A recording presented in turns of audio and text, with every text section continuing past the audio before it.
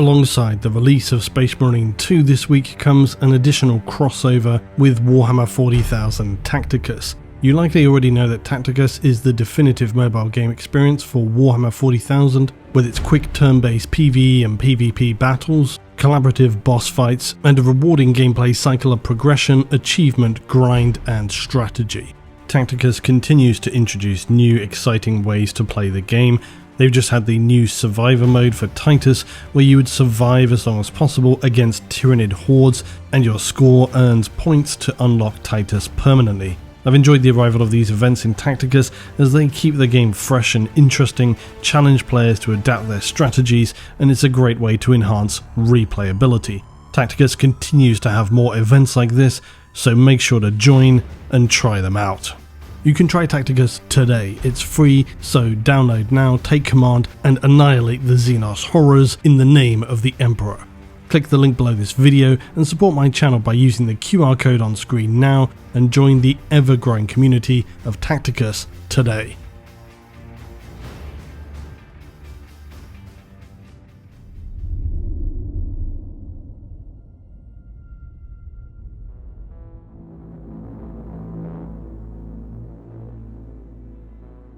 If you are not someone whose hobby life is spent absolutely soaking in the verse that is Warhammer 40,000, you may not have felt the crushing chest pain of anticipation that has been delivered and now unleashed in the form of Space Marine 2.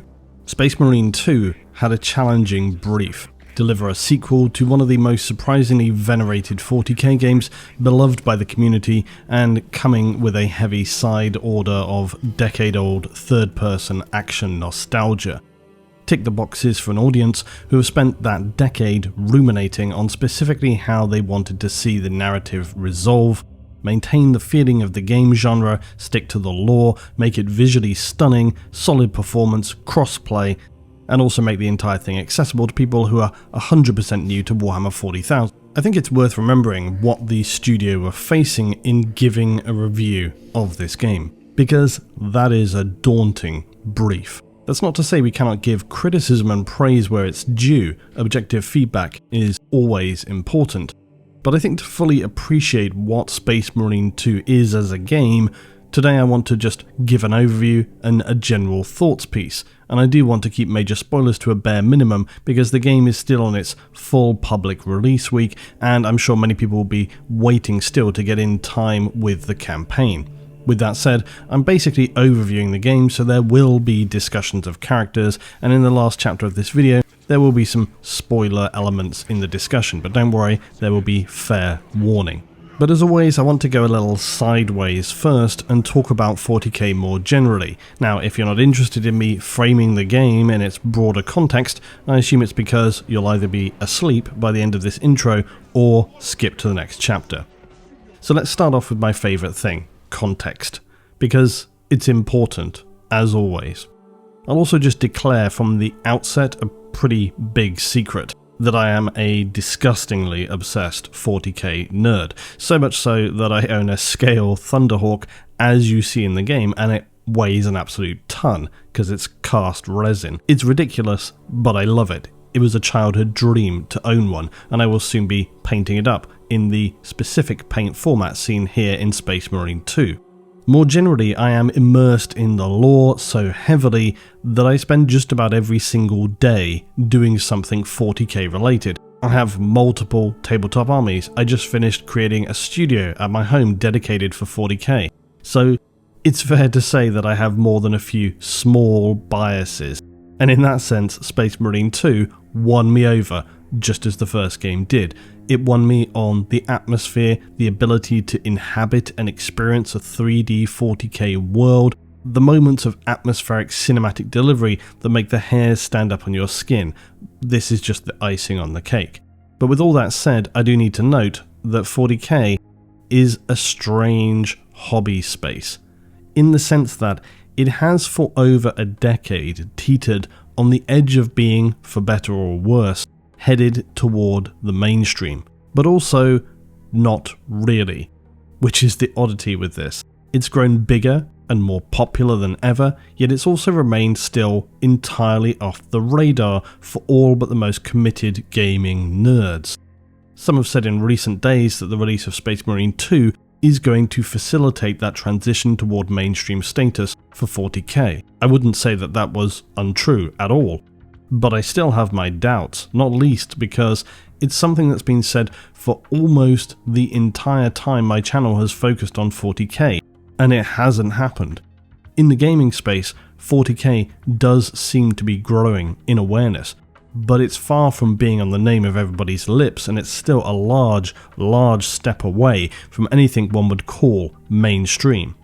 Beyond the video games, which have been of increasing quality recently, you also run into the additional puzzle that is the 40k hobby in general, for this is quite the strange beast itself. It has multiple avenues to bring new fans in and is arguably more accessible than ever before. This is something I try to help people with as much as possible. Yet the barrier to entry often remains, either in the lore complexity or quite honestly, when people start to consider the miniature side of 40k, they're going to factor in details like, are there local events near to me? Alongside of course the level of personal disposable income. Because while 40k is certainly no more expensive than many other hobbies, it's not for the faint-hearted wallet either. Then there's the fact that unlike other major IPs who have established movies or a TV show to back them up, or even just a more consistent series of game titles, 40k suffers from the fact that the majority of its core narrative is locked into tabletop rulebooks or 10-hour plus novels and audiobooks, something that is prohibitively obstructive for new people, brand new people, interested in 40k, and the primary reason why lore channels exist. On top of this, other elements are then just fragmented across games and articles. I want to note for the 1000th time, one of the most significant events in the entire 40k IP, The Gathering Storm, was released nearly 8 years ago now. It was so exciting, so revelatory, that it reignited my passion for 40k. It tells of the fall of Cadia, the return of Guilliman, the rise of the Inari, and events that would lead to the foundation of all that occurs in the contemporary Imperium. Where can you find this to purchase? You can't. It's been out of print for, well, about 8 years. Of course, there's always eBay, if you have the coin. A full set of the books runs you anything between £100 to £150, that's $130 to $200. It is also available digitally, but only through Games Workshop's Warhammer Plus Vault subscription. Anyway, this is but one example, but it's one of the best examples, and it's still mad to me that this is not available as some permanently available omnibus edition. Anyway, this is still nothing compared to the Horus Heresy, Warhammer 40,000's debatably most important overarching narrative. It tells of the rise and the fall of the Astartes and the Imperium and the Emperor, and I often see people ask, is this where to begin my 40k journey? Yeah, it definitely is.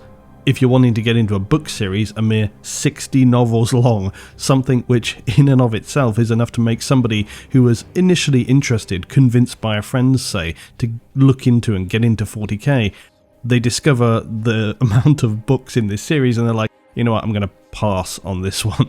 And that's before you whisper quietly that a lot of the best lore is out of print. Then what about the tabletop gaming space? It's been around for decades. It's the defining feature of Warhammer 40,000, but recently seems to bounce ever more between being both addicting and disillusioning for its players, who desperately want to find the elusive balance to forge a game which is both competitively playable, yet simultaneously not too complicated, and also can be embellished with their own imagination and as fun as possible. A business suit that is simultaneously a dinner suit and a tailcoat and a pair of pajamas. Then there's the other miniature side of things, where new people to the hobby utter the phrase, wait, they come unpainted? Yes, that's right, new to 40k, interested in minis, break out your best art brushes and skills because you have literally hundreds of hours of building and painting ahead of you. I sure hope you built World War II aircraft as a kid, because you're going to need that knowledge. Then lastly, the video games. And I say lastly because it's been clear to all until very recently that 40k video games were very much at the bottom of the pile when it came to priorities. That's not to say that some were not granted major storylines, such as Battlefleet Gothic handling the aforementioned fall of Cadia, or in Mechanicus diving into the depths of the Necrons, a Xenos race who have had pretty minimal lore expansion until again more recently, or the likes of Rogue Trader and Darktide, some truly next level developments that have accelerated the path of 40k toward a wider audience. Yet before all of these, there was Space Marine, a humble title for a game that stood alone against an ocean of Hex and RTS games. Although shout out to the 2013 Space Hulk game, RIP my friend, no longer sold on Steam. Also full playthrough linked below. Try and kill him. Come on dude! Yes. I don't know if I can kill these guys with just... Come on Denio, come on. Yes! Space Marine then stood out from the crowd, and for this it was noted and kept alive in the hearts of so many for over a decade.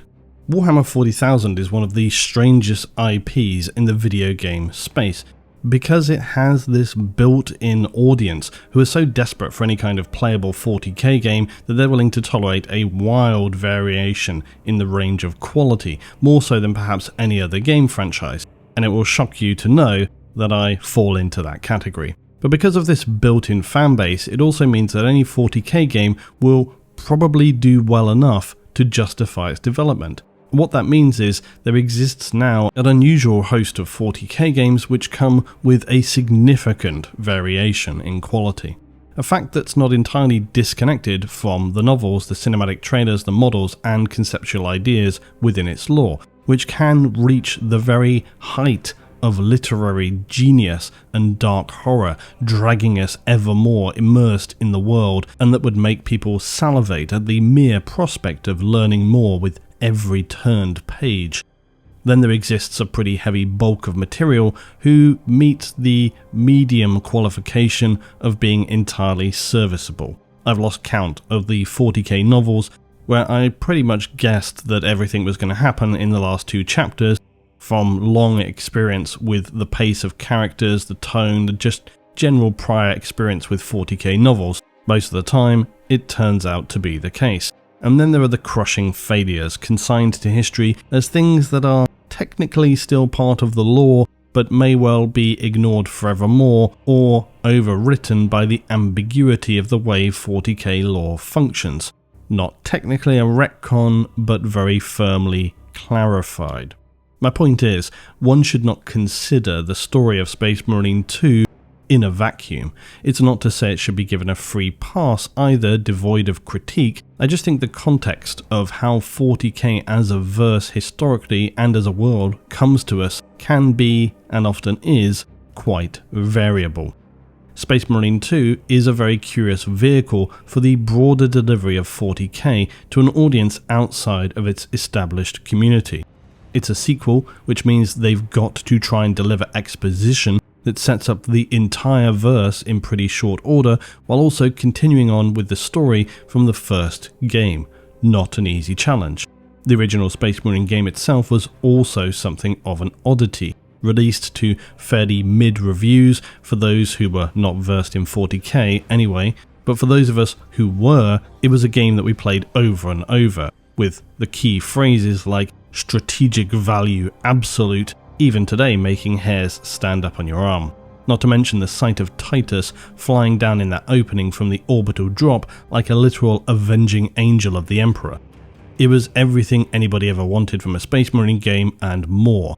Nonetheless, it stayed pretty firmly in the realm of the 40k fanbase. It didn't cause any kind of mainstream breakout until perhaps more recently, when people have rediscovered that, hey, there's this 40k thing and this Space Marine game is still talked about, maybe I'll check it out. Oh, it costs basically nothing on Steam and wow, it's aged pretty well, nice. Did Space Marine 2 evoke these same feelings? That is surely the real strategic value absolute.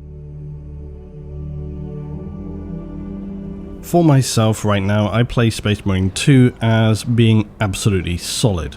Absolutely solid for me means 8 out of 10. And that's a score that still comes wrapped with some criticisms where I feel the game did not deliver. But did not deliver is not the same as actively damaging it, which we'll get into.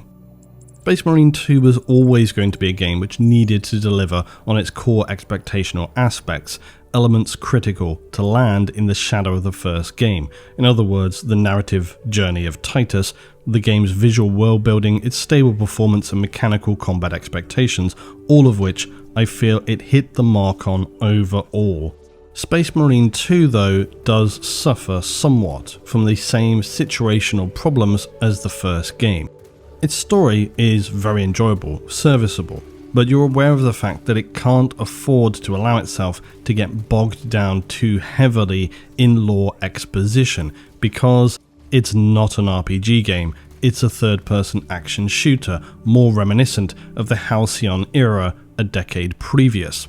So it was never going to be particularly lore heavy, although as a narrative linear journey, it was always going to have more lore than something like Darktide.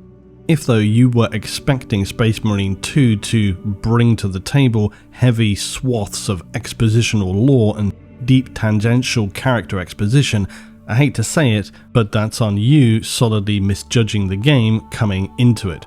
Space Marine 2 was never going to have that depth of narrative. Did it deliver what it does have perfectly though? No. But it did a decent job in my opinion. But lore is not delivered purely through text and voice. It's in the experience of the world itself. Certainly, you need a solid story to pull you in and immerse you, but the visual circumstances by which exposition is delivered counts considerably, as well as the situation a character is in. For me, the gold standard example for this is always the first Terminator movie. Kyle's delivery of explaining basically the entire lore occurs during a car chase. Underneath, it's a hyperalloy combat chassis, microprocessor controlled, fully armored, very tough. But outside, it's living human tissue. It's a masterful means by which to deliver narrative for the audience, as it comes fast, it's to the point, and makes contextual sense in that he needs Sarah to be up to speed and understand all the key details of their situation immediately. Space Marine 2 avoids a lore dump in similar fashion for its characters in true 40k fashion, namely the masterful art of ambiguity.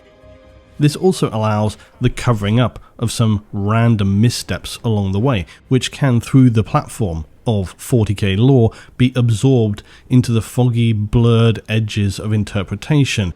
Example, we don't learn any details about Chiron's backstory beyond what's briefly delivered to us. We also don't really know much about the individual Thousand Sons who appear, or just more broadly about them as a faction for that matter. Basically, they're heretics, and that's all you need to know, soldier. When I was doing co-op recently, I ended up providing the lore background myself for the guys who were not familiar with that material, to which they were like, oh yeah, wow, that's pretty awesome to learn about the Rubricae. It is indeed, and it's a shame though that anybody else who comes into the game brand new will not really be able to grasp how awesome the Thousand Sons are. They won't know about Prospero, Magnus, Araman, the rubrics turning to dust, the flesh change deformities that were the trigger for it all. There's even a line on the ship from the company captain about making them suffer something since Prospero. We will inflict upon the traitors such agony, the likes of which they have not seen since the burning of Prospero. They will suffer. It's a cool line for those of us who know what that means, but if you are new to 40k, it's meaningless. And I guess that has its place. There's a bit of fan service there for people who are immersed in the lore, and this is the kind of length of a piece of string though, where you can really just go down an endless rabbit hole of criticism, lost in the weeds of lore as it were. And certainly towards the end of the game, it's reasonable to just say that some serious warp-based shenanigans were going on, but beyond that, impossible to really pin down and define what was happening, which is one of the greatest strengths and weaknesses of 40k. You can create some truly epic situations and you don't really have to explain what the hell is going on, because if you're not happy with how any descriptions are sitting later, you can just easily explain it away. This makes 40k both immersively interesting for many and also infuriating.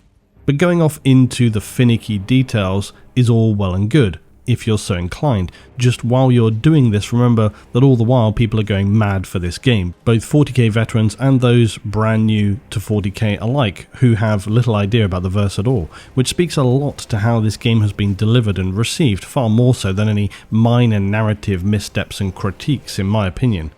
This comes on top of the fact that Space Marine 2 came in immediately after the much anticipated Wukong and has still achieved a strong response, not just from 40k fans but the wider gaming community. That's an impressive achievement. Now admittedly they're wildly different games, and it would be fair to say they appeal to completely different spectrums of the wider audience, but I also think maybe not so much, because I see a lot of people who love Souls games smashing through Space Marine 2 and loving it, including S-tier streamers and YouTubers, which does push 40k toward that mainstream audience. Often when there are multiple major game releases in quick succession that have been hyped and long anticipated, this breathless over-expectation can dilute people's experiences. You see this with games, movies, basically any media, because too much of a good thing is very real, and you often can see how it will dull the endorphin surge people get when they come into a great game followed by another great game, although it's not especially common that that occurs at all in this era of gaming, to be sure. With Space Marine 2, that does not seem to have been the case. I think that speaks to various aspects in the quality of the overall experience, the crafting of the story, the immersive atmosphere of the setting, both of which does a great job of delivering exposition and setting the scene and pulling you into the world without having to switch people's brains off, which is incredibly easy to do with something like the lore of 40k, which I think I can attest to given the significant amount of my audience that use lore dissection and scrutinizing as a means by which to sleep. It might be too generous and forgiving of me, but I do feel that this could be why the game is fairly light on some details, to avoid having to overload those who are not already versed in the lore with endless lore exposition. You can imagine people saying, yeah, the mechanics are fun, but man, that lore, it just goes on and on and on, never stops telling us about this or that and so and so. In fact, this game is the opposite. They deliver just enough personal detail that it pulls people in and has them caring about Titus and his personal story. And that's really the important thing here. The same goes for his squad mates. We learn some details about their background, but it's not fleshed out too much. We get glimpses of what's going on with them, but not much else. Now, on the one hand, can be frustrating if you wanted an in-depth lore analysis of every character. But then I would argue, does that make sense for them to go off on personal deep dive tangents during a full-scale Tyranid planetary invasion? For an Astartes, the background of each other is pretty irrelevant. They're there dealing with the task at hand. They only make minimal passing conversation as and when. Visually as well, the game is breathtaking. The fact they included a camera mode also for you to use at any point through the campaign is awesome, and something I'll surely make use of plenty in the future. The world is just dripping with detail and small lore aspects. Guardsmen talking and making comments, commissars making inspirational speeches, guard tanks crushing Tyranid forms, guardsmen exterminating and flaming destroyed Tyranid remains, the environments, the atmosphere. I could make an entire video, maybe I should, just breaking down these details. It was, for me, an overwhelming level of detail and immersion that must be treated as seriously as the narrative itself, and I did spend a good amount of time exploring areas once they'd been cleared to just really soak in the visual atmosphere. A huge part of the original Space Marine game was just being able to be in that world. And for Space Marine 2, it's just as critical. A destroyed Imperial facility on a death world, a hive city under assault, a burial world, and then the very edge of reality. Honestly, it was a masterpiece of visual storytelling, and it dragged me deep into the game right from the start. Now, with that said, plenty of visual bugs, even some gameplay bugs involving the AI companions. Nothing which was inherently game-breaking, but all stuff that was certainly immersion-breaking, which is not the best for a game which is leaning heavily on immersion. In terms of the mechanics of the game, overall they're solid and delivered what people wanted to see from the first game. You can counter and chain attacks, executions, and so on, successfully parry and dodge, enabling you to counter, as well as reacting to the blue on-screen incoming enemies, which if you block, restores your armor. Red icons on screen must be dodged. Once you've got your head clear about these mechanics, it becomes a pretty smooth flow of combat, and the range melee combination that defines 40k is not always an easy one to integrate into games, where we might see a significant amount of action games focus singularly on the ranged combat. In Space Marine, the first and second games both really make you feel that visceral slaughter that completely defines the darkness of M41, plus your individual character traits, your melee combos and so on. However, I do think things could have been a little more interesting in the connection of each narrative chapter. Had every chapter a key moment that took you out of the grinding personal combat into something unique or a little different to break up that combat, that would have been amazing. For example, imagine we're inserting into the planet in a Thunderhawk. Why not give us a few moments of door gunnery that even featured in the first Space Marine game when we were aboard the Valkyrie? Or even imagine as you're doing so, you're able to change positions through the Thunderhawk to operate different weapons, kind of like a World War II bomber. If a swarm of Tyranids are coming down a hillside, put us on a gun battery to do some long-range damage.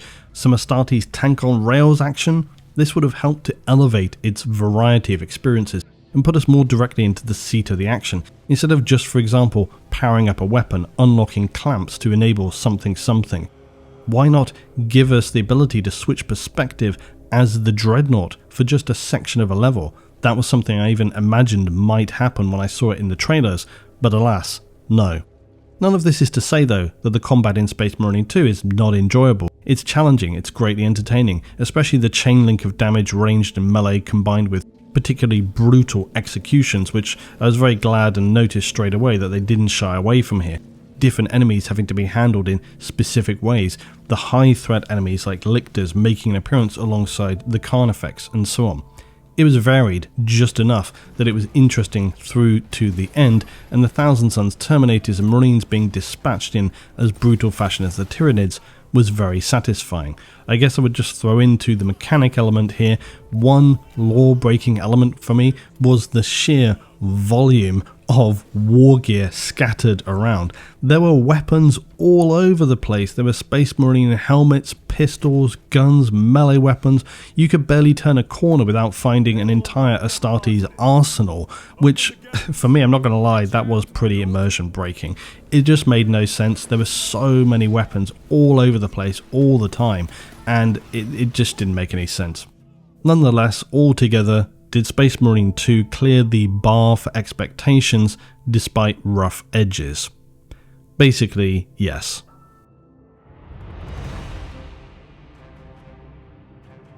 Let's talk about the squad.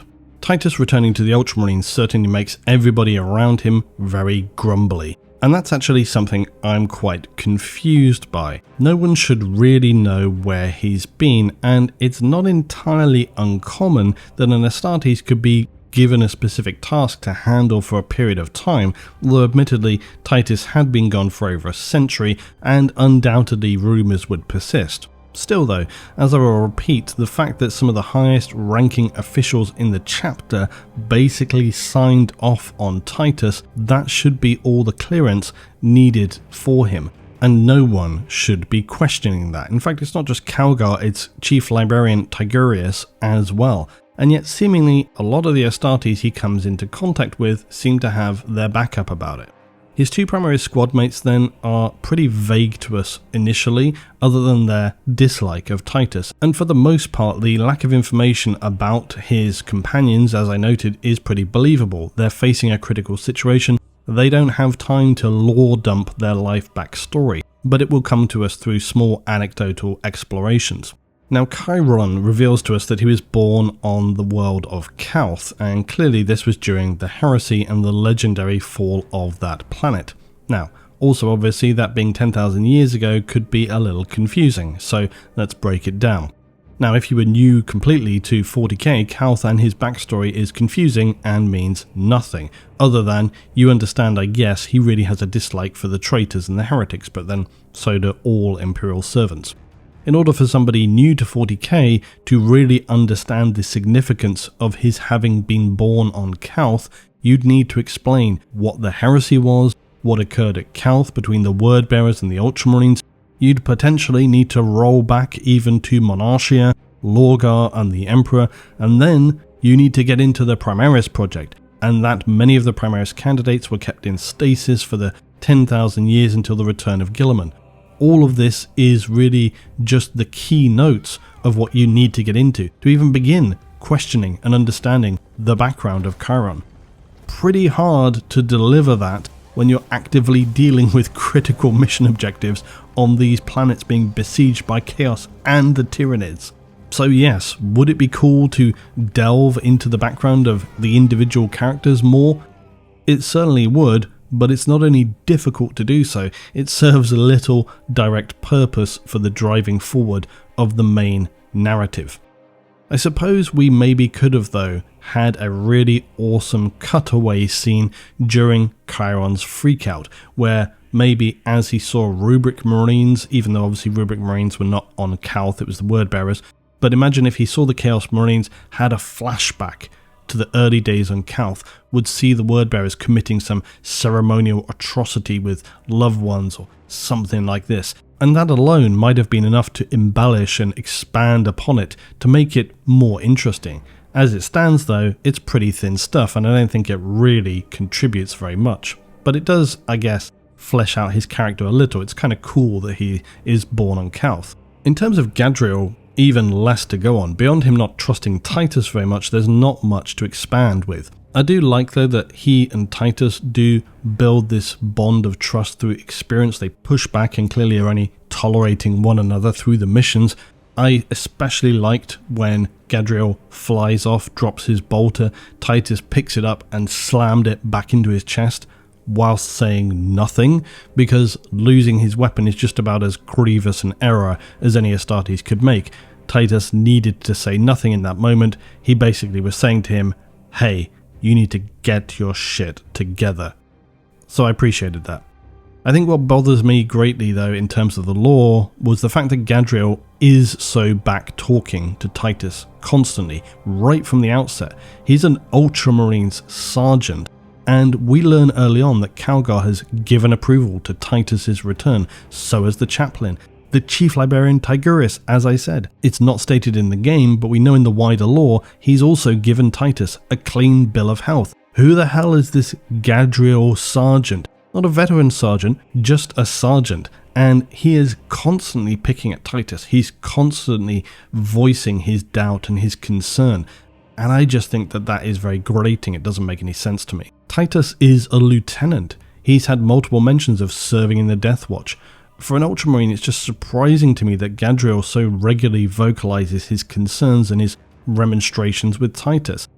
It doesn't really sit well with me. I would say not just an Ultramarines, but in fact an Astartes in general. And of course, Astartes are not robots, they have individual characters, but at the same time, you know, he wouldn't really be doing this in that kind of setting, the constant back-talking, especially to a senior officer. Even if Gadriel really has these strong feelings, these concerns, he needs to respect the rank, and if he has a genuine complaint, make it. Other than that, shut up. His own captain orders him to serve under Titus, and that should be enough. So this constant back-talk grumbling I found to be just an egregious lore error that bothered me more than the small lack of details in other areas. In fact, I think it would have made far more sense to me if Gadriel had been completely on board initially with like, oh, there's this Lieutenant Titus, he's leading us now, good, he's very positive, he's very on board. Then as Titus is on the different planets, he starts being affected, he, at that one point drops to his knees, he's affected by the power source, maybe he's hearing voices like we see through the game, maybe he's suddenly talking to what he thinks is Gadriel and Chiron, and then they actually say, what sir, we didn't say anything.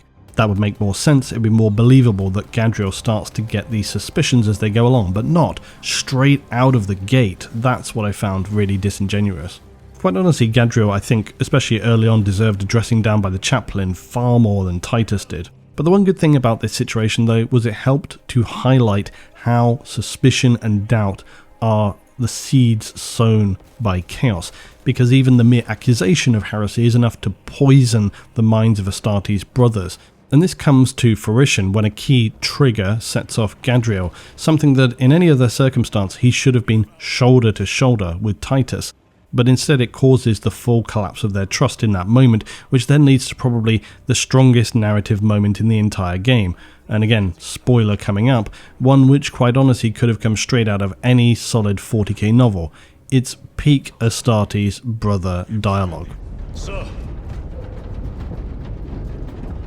I must apologize for my actions on Abraxas. Not necessary. I fell prey to suspicion. Almost killed you. When I was a young captain, one of my men questioned my motives, brushed his concerns aside, and I paid the price. Your suspicions arose because I failed to answer your doubts, as I failed to answer his. Stand by for suborbital drop. I'm honored to fight beside you both. As are we, brother. You grew up on Calf. Let's say we settle some of that debt today. Aye, sir. I think this is the thing when it comes to 40k games though. If you're a non-40k person coming into the game, it's pretty likely you're already going to be coming out with the opinion of, this game was fine, it was okay, maybe it was mid. Because much of the narrative and visual world building beats are just not going to hit as hard as they will solid lifetime 40k fans who will be endlessly appreciating the detailing and any nuance applied to the narrative and key background details. On the flip side, if you are like me, you're probably already shouting shut up and take my money as soon as you see the initial gameplay trailers, because for most 40k fans, any gameplay experience set in 40k is already clearing the bar for being a must-have game when stacked against the last 2 decades of 40k game offerings. And I should also note, I think when we're just finishing talking about lore details here, the data slates. Because if you want additional exposition, it was there. And whilst it might not have been groundbreaking or significantly revelatory, it added detail, it added interest through the campaign, and as a lore nerd, I like these snippets, just as in the first game with its servo skulls. And also, micro spoiler, one of those data slates is me. The PvE co-op element of the game that you can play before or after the main campaign I think is solidly enjoyable for what it is. It's great to grab friends new or experienced in 40k, jump in, smash through the missions.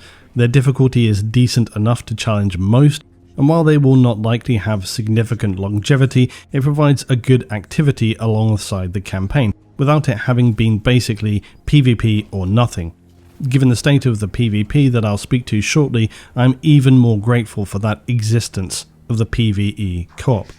One of the key details I enjoy with this is that they've actively built in these missions to mesh with the campaign narrative. I played some of the PvE operations before I started the campaign because pre-release people didn't want to start and spoil the campaign. What this meant for me was that when playing the campaign I was like, oh, now I understand. The outcome of these events has a direct impact for us during the campaign, and those two things meshed together masterfully. There are a couple that I did not play though yet, and I'm looking forward to playing those on the other side, having completed the campaign, and that's a really fun, interesting additional element to add, not least because the final event of most of the PvE operations are varied and pretty awesome. Crushing a Tyranid tyrant, surviving waves of Thousand Suns, defending key installations against the Tyranids, it all hits the mark and makes for enjoyable repeat play. This concept is well executed, and while it gave me some minimal spoilers going into the campaign, it also bolsters my continued belief that it's hard to really have spoilers in 40k because everything just overlaps and meshes so regularly. It serves a great purpose in making you feel as if the campaign continues beyond the core of Titus & Co. if you were doing it that way around first, or if you tackled Ops first. Either way, it gives additional context and builds out the world for you. It also gives some weight to the more NPC characters who appear during your journey as Titus, because they're suddenly not just random dudes who join you on the Thunderhawk, but are then basically entirely off screen in their functionality, because of the fact that you can actively complete these missions as those Marines from their perspective. It benefits the greater sense that the squad as a whole is tackling the objectives. Beyond this, the ability to unlock aesthetics and upgrade weapons is a fun aspect, and some will of course enjoy the grind in unlocking this, but for others probably a few sessions and some small visual tweaks will be enough. It's just dependent on what you're looking to get out of it. I think comparably to Darktide, it's a grind, it's not significantly challenging, you're not seeing raid boss levels of team communication be necessary here. Quick matching a group could lead you to misery or silent success, but teaming up with friends, chatting as you grind through, trusting your own knowledge of their individual skill levels as teammates, much like Darktide, is how the PvE ops feels, and it's fun, it's a good time. It could use some more variation just to extend the longevity, maybe a few more random enemies that could shift gears for things a little, maybe some additional items that appear at random and require you to bring them to an area and execute them, etc, etc. Maybe you get more XP or credits for your gear, all this kind of stuff. I think if they'd really wanted to go full wild on this mode though, some tangent side quests could have been really cool. Head to this area of the planet, we've discovered a critical NPC or piece of infrastructure, maybe some different Tyranid bioforms. Maybe this kind of thing could play out through a slightly more extended operation. And maybe this is what we'll see in the PvE DLC stuff that's coming down the road. Here's hoping.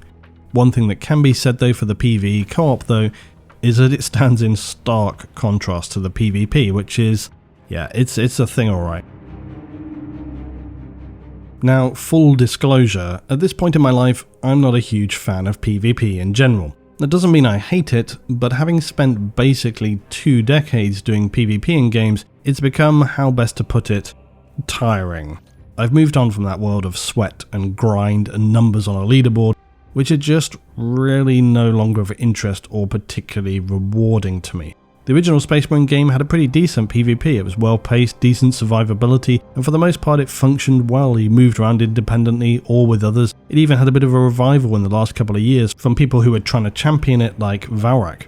Space Marine 2's PvP by comparison feels like punching yourself in the face. I've spoken to a pretty broad range of people this week regarding the PvP in Space Marine 2. One thing is evidently clear. It was slapped on at the end in who knows how short of a time, and the gameplay has evoked an surprisingly mixed bag of pretty polarized opinions. Undeniable facts though, it has very minimal content. The classes seem about as rock, paper, scissors as they could possibly be, and both these factors heavily limit what can occur in the gameplay. Some have said it's completely unbalanced, some have said it's perfectly balanced, perhaps even too balanced. That to me translates as it's a total mess. As always though, each to their own. There are seemingly some people who are absolutely loving the PvP side of Space Marine 2, which I guess fair enough, but I personally cannot in any way fathom as to why that could be. Fundamentally, it comes down to the fact that, as is often the case, there are those who have been playing the PvP since day one. While it may be true of any PvP experience that coming in as a new player is going to be rough and to be expected, if you're somebody who has spent considerable time in PvP across years or even decades of gaming, it's likely you'd expect to at least hold your own, or to put it another way, it would be extremely unlikely that your experience in what is an incredibly bare-bones, class-based third-person action game would feature such highly dialed-in mechanics that only the most S-tier players could cut it.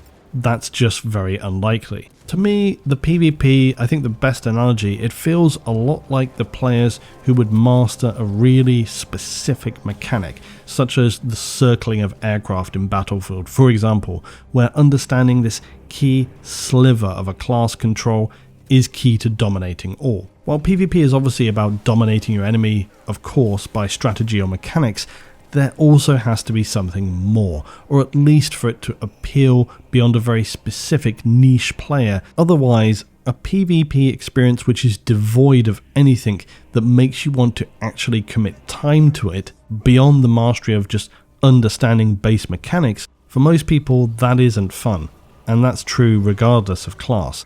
In any PvP mode for a game, even if you're getting hammered pretty hard, there still should be some semblance of that being fun enough to make you want to improve, and Space Marine 2 just does not have that hook.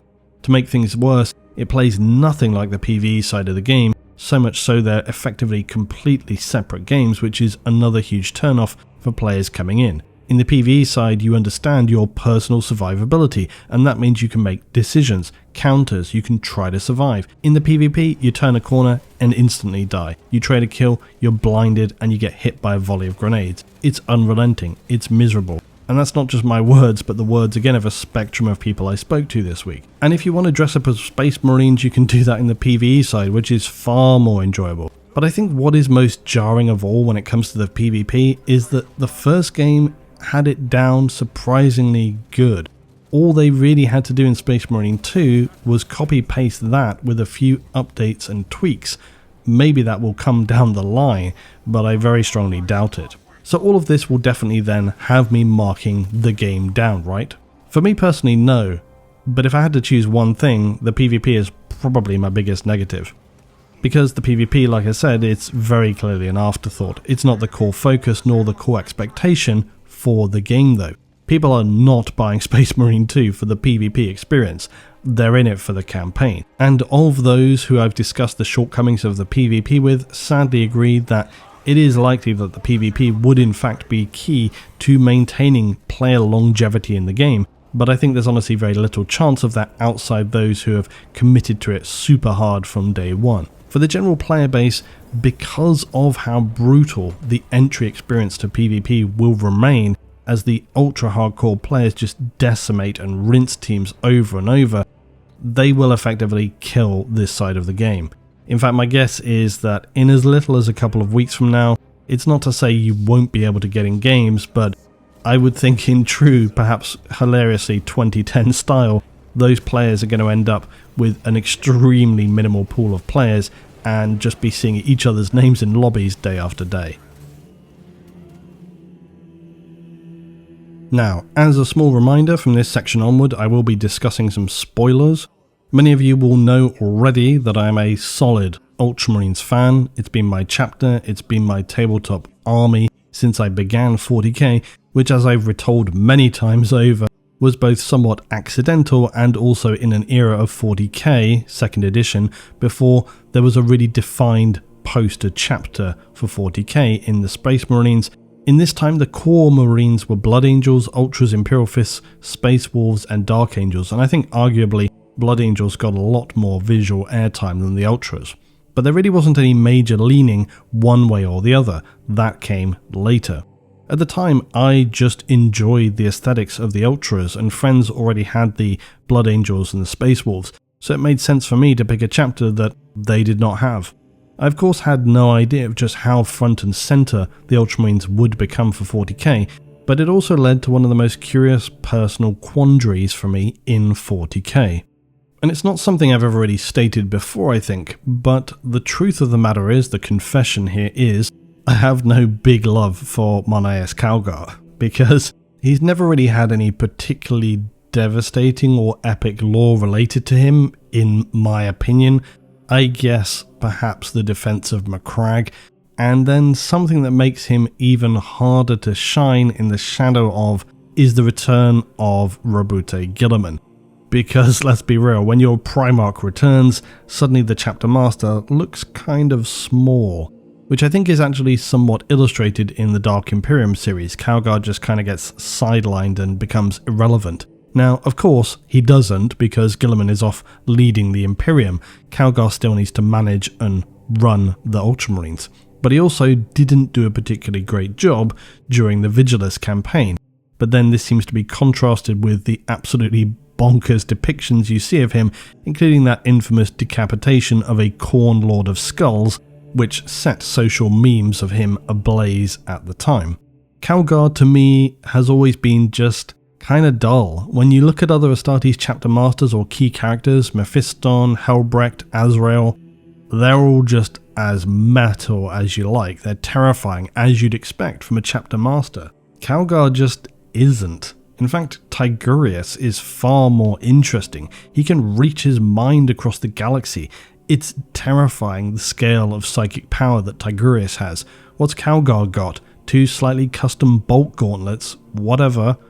And I mention all of this only because, as I mentioned earlier, it's highlighted that Calgar himself has authorized Titus to be reinstated, except no one seems to particularly care about this.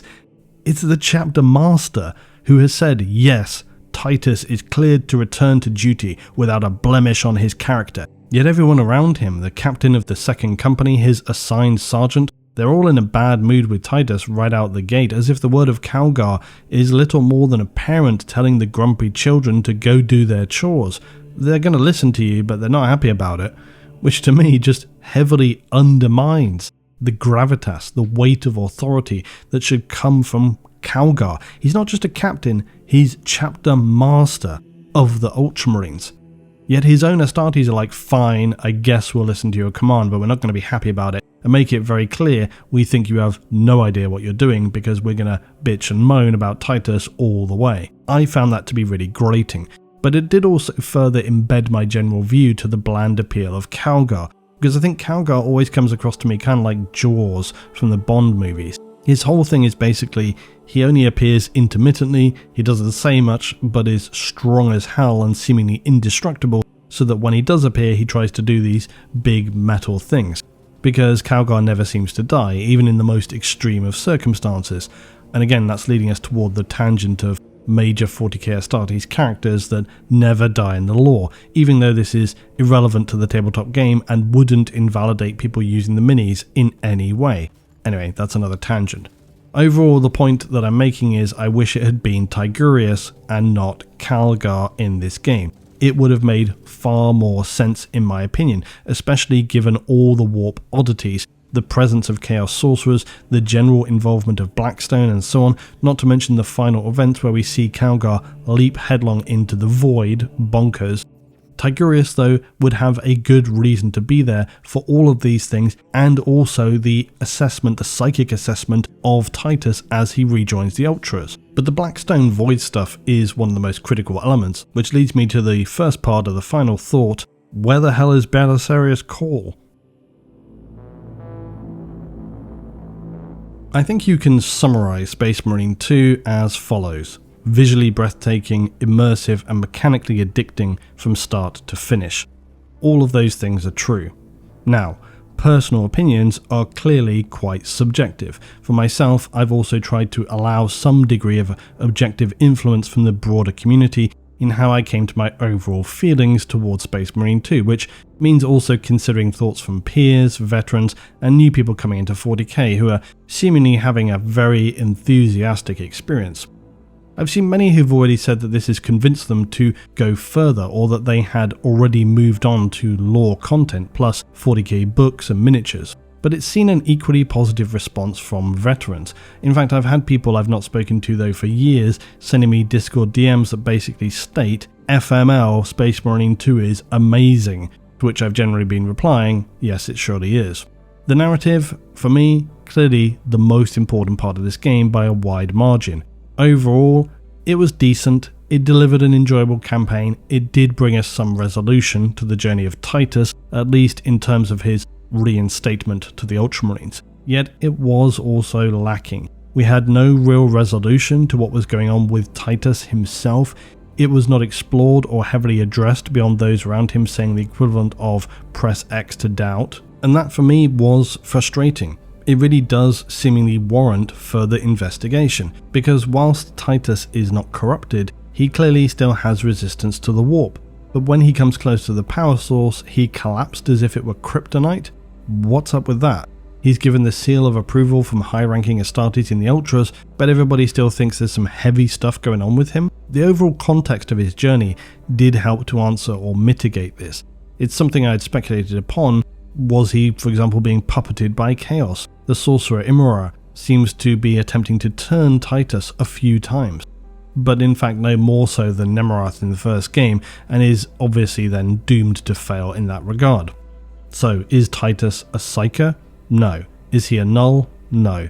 He clearly has some ability in resisting the warp, but not enough that it warrants being additionally explored in extreme depth or understood.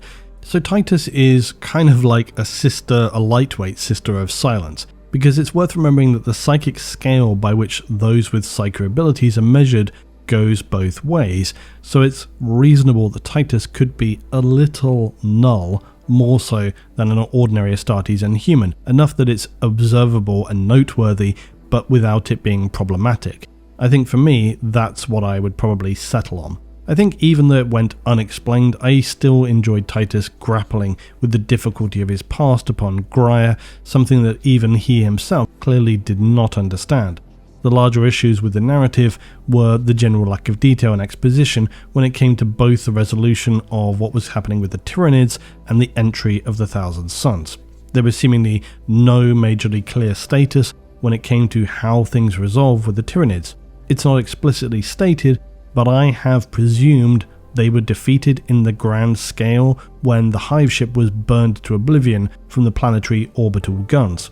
This, though, was not really clarified or commented upon. It happened in fact pretty early on, and from that point the Tyranids continue to be a threat to the operations of the Imperium, right up until the Thousand Suns appear, and then the Tyranids are just never mentioned from that point. And if you want to question this whole destruction of the hive ship thing, look, I'm just reading the cards as dealt, because we only see one hive ship in orbit at the start of the game. And yes, although a Tyranid tendril within the galaxy contains thousands if not millions of hive ships, we see one. We don't get exposition telling us 1 down, 99 to go. The destruction of the hive ship, it seems pretty significant. So that's what I'm leaning on here. So given that, if we assume the hive ship being burned would cut off the remaining Tyranids on the planet, over time this would mean their extermination was basically cleanup and only a matter of time until the planet is restored. However, we still would fight several major bioforms like the Neurothrope and Carnifex and witness very clear vast swaths of Tyranids attacking the planet. From the perspective of the Astartes, it's fair that they become far more concerned with the bigger picture and the events going on that lead them to the Thousand Suns, but still, I feel there did need to be some kind of scene where it's explicitly noted that the Militarum can handle the remaining extermination of the Tyranids, especially given the introduction earlier of those Militarum characters. She really needed to be coming out and saying, "We can take it from here, Lord," and so on. It needed that detail included before we moved on to the later chapters of the game, and we know, oh okay, the Tyranids are handled now. What was more egregious though to me was the lack of exposition around Blackstone. They explained it in, I guess, as much detail as was necessary. They do mention closing the rift and so on, but this is in the abstract again for anybody who doesn't know the lore. It's meaningless. Whereas for anybody who knows 40k lore, as do all of you, well, we know that Blackstone is a major narrative detail. It connects with near every piece of new 40k lore, and most especially the activities of Belisarius Cawl. Now, in fairness, depending on the time period this is set, Cawl is pretty busy doing his own Blackstone related things, so I was only kind of joking when I said where is Cawl here. But given the events going on and their connection to Graia, I think it's reasonable that there could have been at least some sort of representation from Cawl who may have had an interest here, perhaps at least in the outro of the game. That would have been a cool detail. I think, as many have said, and small spoiler, it would have been great to see a few Necrons make an appearance, even if it was a throwaway bit of fan service to just satiate our needs. But at the same time, I think the presence of Blackstone and a Necron tomb does not automatically equate to the tomb unleashing thousands of warriors and worse, because many Necron tombs remain totally inactive. We saw the remnants in the game of tomb sentinels, but seemingly the rest of the tomb was just not awakened. We didn't even really see any scarabs around. What the Mechanicus appear to have discovered then upon the planet is a Necron null field matrix. I say appeared to have because this is totally my speculation. But given all the tech looks totally Necron and not Mechanicus with using Blackstone and elements of Necron, this stuff looks like it's Necron. It looks like it was there already. And all Necron tomb worlds have these null field matrices. They're basically Blackstone warp inhibitors that create a localized null field around the planet to disrupt psychic activity. The key thing to note is when activated, because obviously when activated to a threat, a null field would prevent any psychic or warp activity, and that's not what was taking place until the Mechanicus activated it and reversed the field. And this is because Blackstone can be polarized positively or negatively to empower or nullify warp entities and powers. This has been one of the biggest revelations in the contemporary era of 40k, and this originates from, of course, the Necrons in the War in Heaven wanting to counter one of the things that they found most difficult, which was psychic ability. So we really did need that exposition there. But overall, I did find the campaign to be generally greatly satisfactory. The Tyranid invasion felt absolutely as you would expect it to. The sheer scale of the combat, the urgency, the desperation, and the engine that delivered the waves and waves of Tyranids swarming all around the planet and the city, it felt amazing and true to the lore.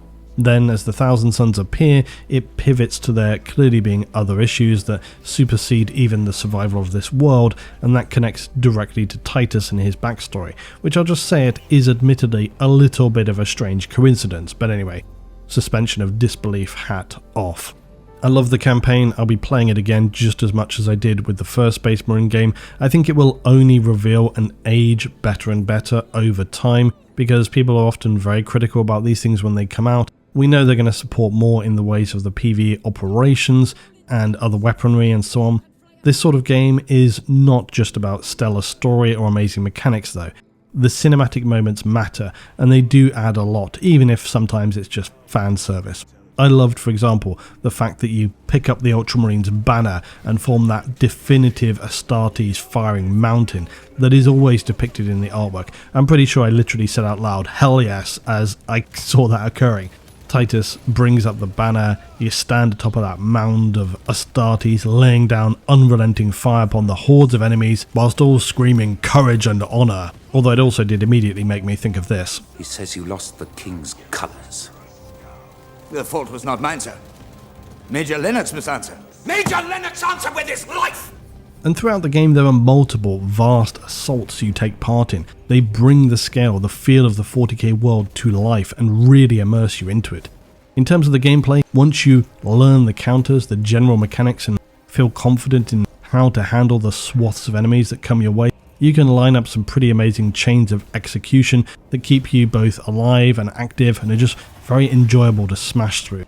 This having been one of the biggest anticipations for them to carry forward from the first game, which were actually one of the main points of contention in that first game when it released. It was often described as boring, repetitive, because of how you had to slog through the waves of orcs. These descriptions were apparently reserved for the non-40k fans, because I'm telling you now, I played it for exactly the reason that you just got to smash through wave after wave of Xenos. It's mechanically addicting, and that was something I always felt very good about with the first game. And I'm extremely glad they kept this gameplay and didn't try to change it up too wildly, although like I said earlier, a few embellishments would have been good. But if you were not somebody versed in the 40k world, you might think it could be more interesting to say snipe, stealth through levels, use some other tactical toolbox or more complex engagements. 40k is not about that, and certainly not for Space Marines. It's about brute smashing your way through enemies. Space Marines are basically a human tank, whilst also at critical junctures targeting those monstrous enemies which defy reality, screaming "Bring them down, brothers," as you charge toward them. They kept that fitting in Space Marine too, and for that they do deserve solid credit. Don't change what isn't broken, and don't turn upside down the formula that defined the first game for the sake of it. With that said, most of the boss fights, especially the Tyranids, were not particularly memorable, with perhaps the exception of the Lictor and the Tyrant in PvE Ops. The boss challenges only really got interesting when you came to the Thousand Suns, and also pretty late in the game. But even then, that concluded with not exactly a walking sim, but not a clear boss fight. At least they made the smart decision to not end the entire game with a QTE, something that still tarnishes the memory of the first game. And the resolution of this game overall was pretty good. Obviously not as heavy hitting as the first game. The revelation of Leandros was a fun detail and not entirely unpredictable. I actually enjoyed, perhaps most in that final scene, the unspoken look upon the faces of Chiron and Gadriel. Although experienced Astartes, they're still Primaris, and in the lore it's been pretty common for Primaris and Firstborn Marines to be paired up so they can share and increase their brotherhood and their abilities and their knowledge. That's what we see through this game and the journey in each of them. It's not just about overcoming their suspicions with Titus.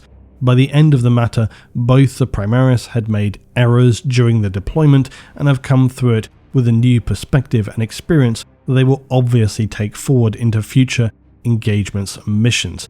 And yes, obviously I'm aware that Titus is Primaris now as well. Now Titus himself moves beyond the life of a regular Marine here at the end into becoming part of the Chapter Master's retinue. So I think his story is effectively concluded here. And I know people might balk at the idea, but for me personally, if we were to ever see a Space Marine 3, I would quite like to see Chiron and Gadriel return with perhaps only a token appearance from Titus, or just throwing the wild card out there, maybe a Space Marine game without Ultramarines? I know, I can hear you all shouting heresy. But a game such as this from the perspective of the Templars, the Blood Angels, or what about the Salamanders, the possible scenarios are endless and awesome. It'll never happen. Space Marine 2, it was a satisfying conclusion to the story of Titus. Far from being a perfect game, but delivered solidly on the key points enough that I came away with a very, very enjoyable experience. One that I will seek to return to in the near future, not to mention of course the additional PvE missions coming along the way that I will 100% be grinding through. What would you though want to see in a Space Marine 3 game? What chapter? What era? Could it even be set during the heresy itself? Now that's a thought to contend with. It's been a good week though since I posted that Titus lore overview, and a huge thanks to everyone for their support on that video because it went over far better than I could have expected. I will take the opportunity also to say, if you're new here, you're looking for more of the same, hit that subscribe because YouTube and our brutal Lord and Master algo requires endless and merciless data sacrifice. So do your duty, citizen, and as always, I'll see you all in the next one.